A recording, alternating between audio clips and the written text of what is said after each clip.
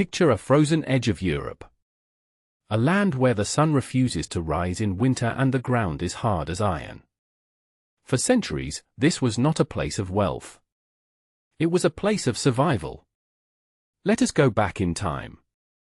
Not to the modern Norway of Teslas and glass skyscrapers, but to the Norway of 1950. It was a rugged, challenging nation of fishermen and farmers, existing on the periphery of the global economy. Its primary resources were ice, fish, and stubborn resilience. Young Norwegians were leaving in droves, emigrating to America, looking for a life that didn't involve freezing winds and empty nets. By all standard economic metrics of that time, Norway was destined to remain a quiet, modest, perhaps even poor cousin to Sweden and Denmark.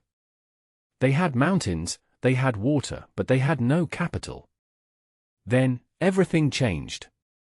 It is Christmas Eve, 1969. The scene is the stormy North Sea. For years, massive global oil companies had been drilling into the seabed, finding nothing but mud and salt water. Phillips Petroleum was days away from packing up and leaving forever. They had declared the Norwegian shelf dry. But on that faithful Christmas Eve, at the very last moment, the drill bit hit something. Pressure spiked.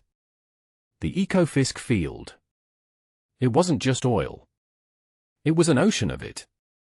It was one of the largest offshore discoveries in human history. Norway had just won the geological lottery. But this is where the story usually turns tragic.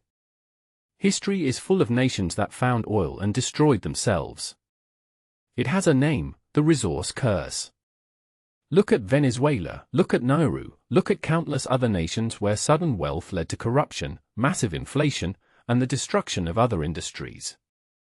When the money flows too fast, the population stops working.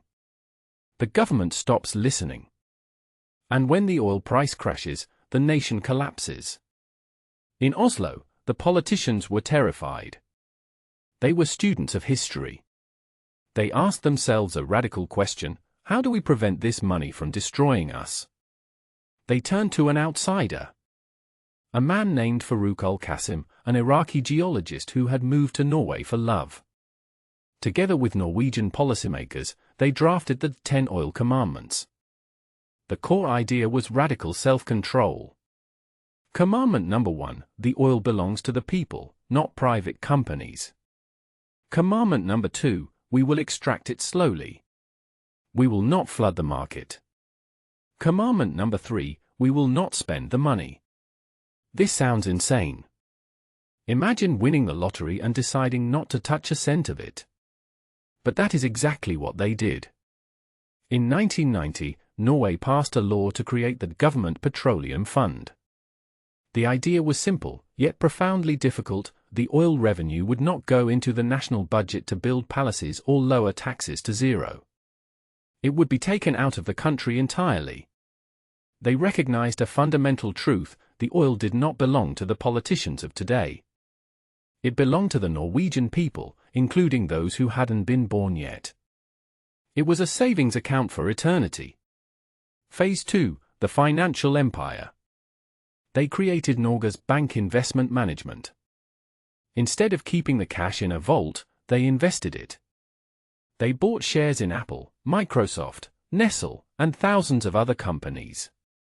Today, this fund owns roughly 1.5% of all listed companies in the world. Think about that for a second.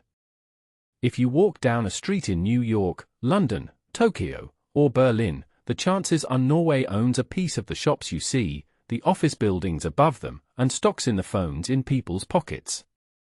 They turned a finite resource, oil, into infinite financial capital. Let us look at modern Norway today. The transformation is staggering. The mud roads are gone. The struggling fishing villages have been transformed into high-tech hubs of marine biology and energy.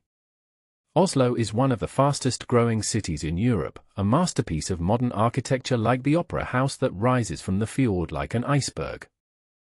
But look closer. You do not see Ferraris on every corner. You do not see gold-plated statues of leaders. You see electric cars. Norway has the highest concentration of electric vehicles in the world. They are using the money from fossil fuels to fund the transition away from fossil fuels. It is a paradox, but a brilliant one. The wealth is almost invisible in daily life because it is used for stability, not flashiness. Education is free.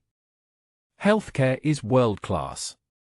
When the 2008 financial crisis hit the world, or when the pandemic shut down the globe, Norway didn't panic. They simply dipped a tiny spoon into their massive ocean of savings to keep their society safe. However, this success brings its own challenges. The Norwegians call it the golden handcuffs. When you are so rich, do you lose your hunger? Do young people still want to work hard when they know they are born millionaires on paper? The government struggles constantly to keep the work ethic alive, to remind the population that the fund is a bonus, not a salary. Furthermore, there is the moral dilemma. Norway portrays itself as a green, environmentally friendly nation. Yet, its massive wealth comes from pumping carbon into the atmosphere. It is a hypocrisy that they struggle with every day. They are the world's drug dealer who refuses to use their own supply.